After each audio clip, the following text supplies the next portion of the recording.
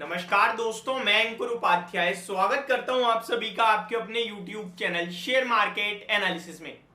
यहां पे आप सभी के साथ बात करूंगा आज के सबसे बड़े नतीजे के बारे में, वो है रिलायंस ने अपने क्वार्टरली नंबर्स पेश कर दिए हैं। कैसे रहे हैं नंबर, इसी के बारे में इस वीडियो में आप सभी के साथ शेयर करने वाला हूं। आप सभी के साथ जियो के नंबर्स ऑलरेडी शेयर कर चुका हूं। रिलायंस जियो ने जैसे ही अपने नंबर्स पेश करे थे पूरे डिस्कस कर दिए। अच्छे नंबर्स थे बट एक्सपेंसेस बढ़कर आए हैं, साथ ही साथ जो उनका प्रॉफिट की ग्रोथ है वो बीते 7 क्वार्टर्स में सबसे स्लो रही है। बट ये मेरे को लगता है उतना नेगेटिव नहीं लेगा बाजार, क्योंकि बाजार को भी पता है आपने एक इतना हायर बेस कर लिया है कि उसके ऊपर ग्रो करना बहुत मुश्किल पड़ेगा। एंड आरपू की बात की जाए तो वो एक अच्छे संकेत दे रहा है। बाजार का अनुमान 181 रुपीज के आरपू का था। देखिए, टेलीकॉम कंपनीज में आरपू बहुत इंपॉर्टेंट रोल प्ले करता है। वो 181 का आएगा ऐसा अनुमान था मार्केट का, लेकिन 181.7 का आता हुआ दिखा है। तो ये अपडेट थे। अब बढ़ते हैं आगे पूरे नंबर्स की तरफ, क्योंकि रिलायंस ने पूरे नंबर्स पेश कर दिए हैं। तो कैसे रहे हैं पूरे नंबर्स, इसको देखने की और समझने की, जानने की कोशिश करते हैं। तो शुरू करते हैं। सबसे पहले कंसोलिडेटेड नेट प्रॉफिट में आप सभी के साथ कंपनी का पूरा शेयर करना चाहूंगा, कंपनी ने कितना पेश करा है। कंसोलिडेटेड नेट प्रॉफिट की अगर बात करें तो 17,400 करोड़ का पेश करा है कंपनी ने राउंड फिगर में। 13,650 करोड़ से ये प्रॉफिट बढ़कर आया है ईयर ऑन ईयर बेसिस पे। बट यह प्रॉब्लम हो गई है क्योंकि बाजार मान के चल रहा था 17,870 करोड़ का, तो ऑलमोस्ट 400 करोड़ से कम का प्रॉफिट रह गया मार्केट के एस्टीमेट के सामने। तो ये नंबर अच्छे नहीं माने जाएंगे जहां तक मेरे को लगता है। क्वार्टर ऑन क्वार्टर बेस पे आप देखो तो 16,000 करोड़ से प्रॉफिट बढ़कर 17,400 करोड़ पे आता हुआ दिखा है। वहीं अगर रेवेन्यू की बात करूं तो 2,35,000 करोड़ पे रेवेन्यू आया, 2,32,000 करोड़ से बढ़कर, और अनुमान 2,24,000 करोड़ का था। तो रेवेन्यू यानी टॉप लाइन तो ज्यादा आई है, बट बॉटम लाइन प्रॉफिट जो है वो आपका कम आया है। मे बी मार्जिन में प्रेशर है क्या, दैट लेट्स सी। अगर एबिटा मार्जिन की बात करें तो 13.41% से बढ़कर 17.7% के हो गए हैं।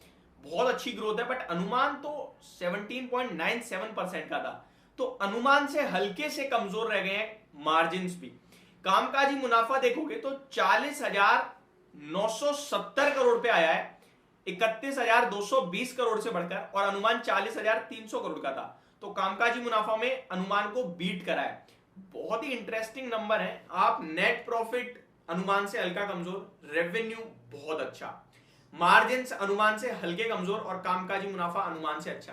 तो दो मिक्स हो गया है, इसको जज करना बहुत मुश्किल है। लेट्स सी बाजार कैसा रिएक्ट करेगा, बाजार पे ही छोड़ देना बेटर है। आरपू जैसा कि मैंने बताया 181.7 रुपीज का हो गया है अपर मंथ का। आगे कंपनी की तरफ से जो कमेंट्री आई है वो भी शेयर करना चाहूंगा।